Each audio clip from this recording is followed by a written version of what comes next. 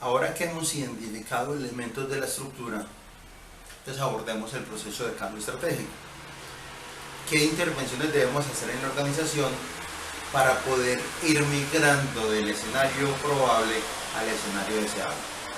Entonces, al hablar de cambio estratégico, vamos a tener varios aspectos en los cuales se va a concentrar la atención gerencial. Un primer elemento son las externalidades que funcionan como detonantes de cambio. Como pueden ver en la diapositiva, hay diferentes motivos por los cuales se da lugar a necesidades de cambio. Externalidades producto de procesos de destrucción creativa. Ustedes en el curso de megatendencias de escenarios mundiales, cuando miren cómo surgen y cómo declinan las megatendencias, ahí van a estudiar elementos de destrucción creativa. Entonces eso da lugar a que la organización en algún momento se vea por debajo de las fronteras de productividad y por lo tanto con una necesidad de hacer intervenciones importantes. También la edad de la organización, el ciclo de vida de la industria, de la misma empresa, va dando pautas para aquellos momentos en los cuales es necesario introducir cambios importantes en la gestión de la organización. El tema del liderazgo y la cultura organizacional es otro elemento importante en la gestión de cambio. En algún momento la cultura organizacional que fue exitosa en el pasado, que fue conveniente, puede empezar a generar obstáculos en el desarrollo de la organización, a ralentizar el proceso de intervención en las organizaciones y por lo tanto entonces la necesidad de hacer un proceso de ajuste cultural. Y va de la mano del liderazgo porque es una de las formas entonces a veces más prácticas de movilizar y agilizar ese proceso de cambio cultural. Como todos sabemos por el conocimiento que ustedes tienen y la experiencia práctica, todos estos procesos de cambio pasan por diferentes etapas, arrancando por la negación, después aceptando a regañadientes esas condiciones y después finalmente empezando algunos procesos más tibios del principio hasta que finalmente algunos logran adoptar el cambio y otros terminan analizando la posible salida del sistema de la organización porque no pudieron o no quisieron asimilar esa dinámica del cambio. En general todos estos elementos son esos detonantes del cambio organizacional. Una vez tenemos más reconocimiento, una idea más clara de qué tipo de cambio debemos hacer, entonces hay varios aspectos importantes que hay que intervenir. El primero de esos aspectos a desarrollar es la dinámica del temor al cambio. Hay que identificar quiénes por sus condiciones naturales dentro de la organización pueden tener más temor al cambio. Ahí hay algunos elementos ontológicos de las personas y también hay algunos aspectos de los subsistemas, del poder en la organización, de la generación o la exposición de excedentes y utilidades que haga que personas y subsistemas en particular sean los que más se vean afectados por ese cambio.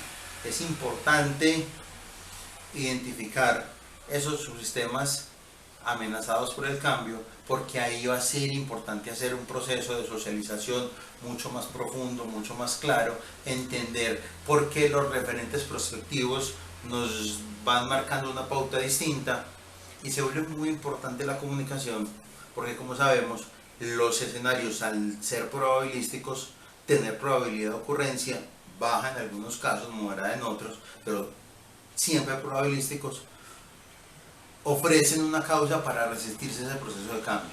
No hay seguridad de que el escenario vaya a ocurrir, entonces ¿por qué hacer cambios en la organización sobre algo de lo que no tenemos seguridad de que ocurra? Ese es uno de los argumentos que más fácil nos encontramos producto de las personas y sus sistemas que tienen algún temor frente al cambio, que tienen algo que perder frente al cambio. La magnitud del cambio cultural es otro de esos aspectos que necesitamos desarrollar y tener en cuenta. Porque en algunos casos pues necesitamos hacer intervenciones, ajustes de la cultura, pero hay otros donde definitivamente hay que hacer transformaciones integrales. En esos casos, mientras más grande sea la magnitud del cambio, más compromiso necesitamos de la alta dirección, de todos los esquemas de gobierno corporativo para poder dirigir ese proceso de intervención. Y teniendo en cuenta que si los prospectivistas no somos los mismos estrategas que estamos liderando ese cambio, pues necesitamos ahí funcionar como apoyo para las personas que dentro de la organización, dentro del sistema, van a afrontar esta dinámica. ¿Quién tiene algo que perder con el cambio? Esta es una pregunta importante, sobre todo cuando la transformación organizacional implica dejar cosas que hoy funcionan, mercados que hoy son lucrativos, o las líneas de productos que dieron lugar a la organización, que hicieron que creciera la organización, pero que el panorama futuro nos muestra que van a declinar o que hay que cambiar. Entonces, como estas personas y estos subsistemas tienen mucho que perder, por decir algo, puede ser una vaca lechera, por utilizar la matriz del BCG, que entra ya en un proceso de declive y entonces pasarían de ser una fuente generadora de riqueza para toda la organización a ser un negocio que funciona al margen del nuevo núcleo corporativo que se desarrolle. Ahí hay demasiados elementos y demasiadas cosas que simplemente se van a diluir. Lo importante aquí entonces va a ser dirigir ese proceso de cambio, no dejarlo que ocurra espontáneamente o que sea el producto de un deterioro paulatino para que al final nos obligue a asumir y adoptar estrategias de corte defensivo. Esto nos pone en otro de los elementos más importantes y es qué tan lucrativos son los negocios actuales. Que mientras más lucrativo sea el negocio actual, más posibilidad de resistencia o de dificultad en el cambio se dará si ese negocio actual está vinculado a alguna brecha negativa. Puede que las mejores líneas de negocios del presente de la organización no estén presentes en el futuro deseado de la organización. Eso no necesariamente significa que las vamos a sacar, porque puede que en el horizonte prospectivo sigan siendo líneas de negocio y sigan dando unas utilidades suficientes, atractivas para la organización. Si utilizáramos la matriz del grupo consultor de Boston, serían vacas lecheras que se convirtieron en perros y que no necesariamente los perros hay que desinvertir, o inclusive pueden seguir siendo vacas lecheras pero de una magnitud más pequeña.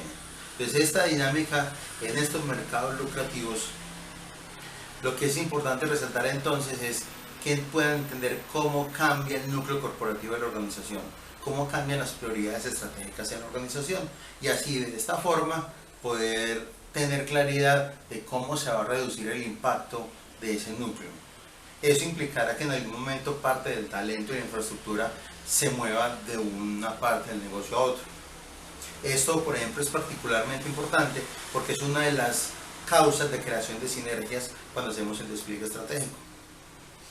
Por eso no podemos simplemente pensar que el impacto en los estados financieros, que el impacto en el flujo de caja, producto de esas transformaciones, se van a dar mediante una forma coordinada y una forma tranquila.